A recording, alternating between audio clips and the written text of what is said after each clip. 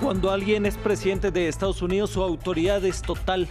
Esta fue la respuesta de Donald Trump al conocer que varios estados están planeando volver a la normalidad de manera gradual. Y aunque el presidente ha dado directrices generales, son los gobernadores hasta ahora los que han decidido. El presidente de Francia, Emmanuel Macron, extendió el confinamiento obligatorio hasta el 11 de mayo. Así lo anunció en un esperado mensaje a la nación en el que prometió un aumento de la ayuda estatal para empresas y desempleados. El pronóstico del déficit presupuestario francés alcanzará el 9% del PIB, un récord de la posguerra. En Brasil, el país latinoamericano más afectado por el coronavirus, las autoridades adoptan actitudes y discursos contradictorios sobre cómo enfrentar la pandemia que ha causado en el país más de 23.700 casos y 1.355 muertes. Tenemos reporte de nuestra corresponsal. Hola, ¿cómo están? Buenos días en América Latina y a todos ustedes que nos siguen por la señal de France 24. Mi nombre es Alan Austria, sean bienvenidos. Comenzamos en Estados Unidos. Donald Trump protagonizó una tensa rueda de prensa en la que recordó que él tiene la autoridad total después de que varios gobernadores estatales demócratas de la costa este y oeste se organizaran para salir de la cuarentena. Además, el presidente volvió a arremeter contra la prensa acusándola de falsa y mostró a los periodistas un video en el que defiende su gestión de la crisis del COVID-19. Veamos este informe. Mientras los gobernadores debaten cómo se levantará el confinamiento por el coronavirus, Trump afirmó que solo él tomaría las decisiones. La autoridad del presidente de Estados Unidos en este tema es total. El gobierno federal tiene poder absoluto, tiene el poder. En cuanto a si usaré ese poder, ya veremos. Preferiría trabajar con los estados porque me gusta hablar con los gobiernos locales. Pero sin contar con las pautas sobre el distanciamiento social, el gobierno federal aún no ha emitido ninguna restricción para quedarse en casa, dejando que los gobernadores de los 50 estados decidan sobre sus propias reglas. Esto creó una respuesta irregular en todo el país. Los gobernadores, tal y como señaló el gobernador de Nueva York, Andrew Cuomo, no tienen la autoridad total para abrir sus estados, ya que el presidente no ordenó todavía cerrar el país. Él ha dejado que los estados cerraran, y esa fue la decisión estado por estado, sin ninguna orientación. Tomó la decisión de que era una decisión de estado. Si quieren cambiar el modelo, que lo hagan. Muchos estados, incluyendo al de Nueva York y California, pusieron a sus habitantes bajo cuarentena obligatoria, logrando aplanar la curva de contagio. Ahora, los gobernadores de la costa este y oeste han formado dos grupos de colaboración interestatal para decidir cuándo la vida podrá regresar a la normalidad. El presidente Trump, que está presionando para que las empresas abran antes del 1 de mayo, lanzó una amenaza a los gobernadores que lo desafiaron, alegando a que pagarían un alto precio en las próximas elecciones. El gobernador Cuomo aseguró que llevaría al presidente ante los tribunales si presionaba para reabrir los negocios en su estado demasiado pronto. El personal sanitario está por estos días en la primera línea de batalla contra el coronavirus. En Estados Unidos, el país con más contagios en el mundo, algunas enfermeras y médicos han querido compartir su experiencia en el día a día contra la pandemia. Aquí trabaja la doctora Melanie Malloy. Es el Hospital Mount Sinai en Brooklyn, Nueva York, el epicentro del brote del COVID-19 en el mundo. Casi todas las camas están ocupadas con pacientes del nuevo coronavirus y prácticamente todos necesitan respiración asistida. Es la rutina de una mujer viuda que tiene 3 hijos.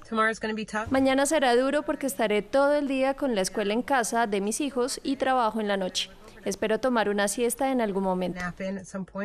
Cuando ha pasado un mes desde la primera muerte por coronavirus en Nueva York, la pandemia deja ya mucha intranquilidad en las cabezas de estos profesionales. Siento que ya he estado expuesta. No estaría sorprendida si me hubiera contagiado y no mostrara los síntomas y fuera inmune. Me gustaría que hubiera una manera para hacernos la prueba. Son las voces de un colectivo que recibe elogios a la vez que son señalados por estar expuestos al temido COVID-19. Pero para ellos el trabajo es el trabajo. Por esto es que fui a la universidad. Esto es lo que quería hacer. Yo quería cuidar de la gente. Quiero que se sientan mejor y ayudarlos en su viaje por la vida. El estado de Nueva York cuenta con casi la mitad de todas las muertes en Estados Unidos, pero su gobernador asegura que lo peor ya terminó. Los contagios y muertes parecen estar estabilizándose, algo que da esperanza a la Gran Manzana, que aún desconoce cuándo volverá a reabrir su agitado comercio. Por tercer día consecutivo en China no se reportan muertos, sumando solo casos importados. Mientras el gobierno ha comenzado ensayos clínicos en humanos de 2 posibles vacunas contra el coronavirus, consistentes en microorganismos que se han matado a través de procesos físicos o químicos. Ambas vacunas podrían contar con ventajas en cuanto a estándares de calidad controlables y un proceso de producción, pues podrían ser utilizadas a gran escala. La primera de estas vacunas candidatas ha sido desarrollada por el Instituto de Virología de Wuhan. Precisamente nuestra colaboradora Olat Surquía estuvo en esta ciudad epicentro del virus COVID-19. Desde allí nos contó sobre las estrictas medidas que las autoridades han tomado para controlar los trayectos de las personas en la calle. Una de las medidas que han tomado aquí en China en la lucha contra el COVID-19 es el control absoluto a través de la inteligencia artificial. Aquí en Wuhan, por ejemplo, vemos en todas partes, en todos los puntos de la ciudad, en las entradas de las urbanizaciones, en las entradas de la calle o incluso en las tiendas, incluso en los taxis. Vemos puntos para controlar la situación de cada persona. A través de la inteligencia artificial, por ejemplo, miden los movimientos que cada persona ha llevado a cabo los últimos meses y también, por ejemplo, si ha tenido contacto con alguna persona infectada. Hay que escanear siempre un código que asigna a cada persona un código verde o no. Y el que no tiene código verde no puede hacer una vida normal de ninguna forma. Hablamos con Gary, un wuhanés que ha vivido esto de cerca y ha tenido que hacer cuarentena durante más de 2 meses. Es necesario tener código verde para salir de casa. Por ejemplo, si quieres entrar a esta calle, tienes que escanear el código. El sistema sabe dónde has estado. Si alguien cercano a ti tiene el COVID-19, lo descubrirá. Estas medidas ayudan a prevenir la expansión de la enfermedad. Perdemos privacidad, es cierto, pero hoy en día vivimos en el área de Big Data. Usamos cada minuto para sacar fotos, mandar mensajes. No tenemos privacidad. Ya no me importa demasiado. A pesar de que el gobierno asegura que esto es necesario para luchar contra el COVID-19, este control absoluto también genera preocupación en algunos jóvenes wuhaneses y hace una semana unas 20 personas se reunieron en la entrada de un centro comercial para protestar. Y es que dicen que ahora controlan totalmente a cada persona y temen que, a pesar de que acabe la lucha contra el COVID-19, estas rutinas se queden privando de la libertad a la gente. El presidente de Francia, Emmanuel Macron, extendió el confinamiento obligatorio hasta el 11 de mayo. Así lo anunció en un mensaje a la nación en el que además indicó que el retorno a la vida normal de los franceses se hará de manera escalonada y dependiendo del comportamiento del virus después de realizar pruebas masivas a los ciudadanos. Por su parte, el ministro de Economía francés, Bruno Le Maire, realizó otra revisión a la baja de las perspectivas económicas con una contracción prevista ahora de 9% este 2020 y dijo que Francia nunca ha visto un déficit tan grande desde la Segunda Guerra Mundial. En Francia y los territorios de ultramar el sistema de salud se está forzando y la epidemia aún no está bajo control. Tenemos que continuar esforzándonos y respetar las normas. Cuanto más se respeten, más vidas se salvarán. Es por ello que las medidas de confinamiento continuarán hasta el 11 de mayo.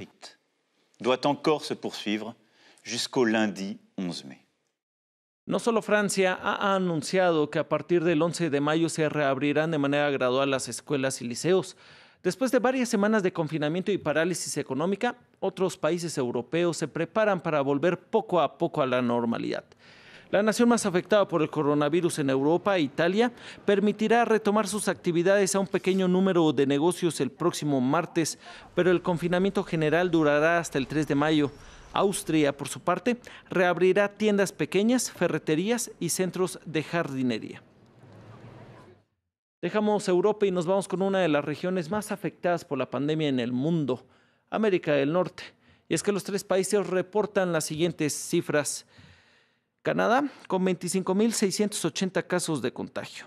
Estados Unidos tiene más de 582.000 casos confirmados. México, 5.014 casos. Y ante el abrupto crecimiento de contagios en el estado de Baja California, fronterizo con Estados Unidos, el gobernador Jaime Bonilla dijo que por la falta de protección y seguridad, los médicos están cayendo como moscas. Del norte nos vamos al sur del continente, pues en Brasil, mientras aumentan los casos, los mensajes contradictorios de los gobernantes sobre las medidas por el coronavirus tienen confundidos a los brasileños. ¿Cómo están enfrentando los diferentes estados este cruce de directrices entre el gobierno central y el federal? Nos responde nuestra corresponsal Valeria Zacone. Bueno, la comunicación es un poco caótica. Hemos visto al presidente Jair Bolsonaro despreciando públicamente las recomendaciones de la Organización Mundial de la Salud y del propio Ministerio de Sanidad, haciendo paseos, abrazando partidarios y, en fin, mostrando un desprecio por estas recomendaciones. Y por otro lado, el ministro de Sanidad, Luis Enrique Mandetta, ha dicho que efectivamente esta falta de alineación sobre los criterios crea que al final hay más gente en la calle, en un país donde hay que recordar que más del 40% de la población activa es precaria, entonces quedarse en casa es un lujo que muchas personas no se pueden permitir.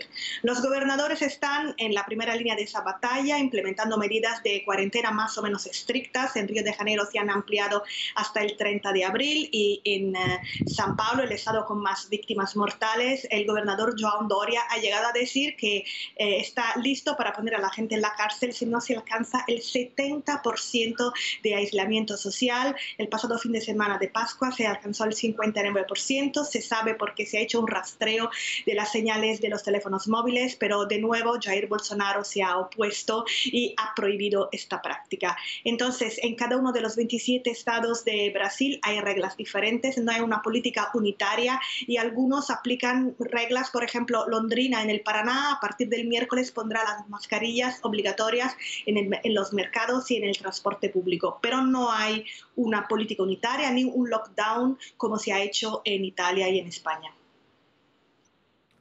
India prolongó 19 días más el confinamiento y las restricciones estrictas y severas que tenía a pesar del fuerte impacto económico. El confinamiento de más de 1.000 millones de personas en este país se extenderá así hasta el 3 de mayo. Solo los servicios esenciales como farmacias o tiendas de comestibles podrán abrir sus puertas. Y la falta de equipos médicos afecta a muchos países que actualmente luchan contra el COVID-19. Sin embargo, doctores, ingenieros y científicos de varios países están uniendo fuerzas y conocimientos para así desarrollar respiradores artificiales. Andrea Maya nos presenta algunas de estas iniciativas. El mundo entero necesita respiradores artificiales.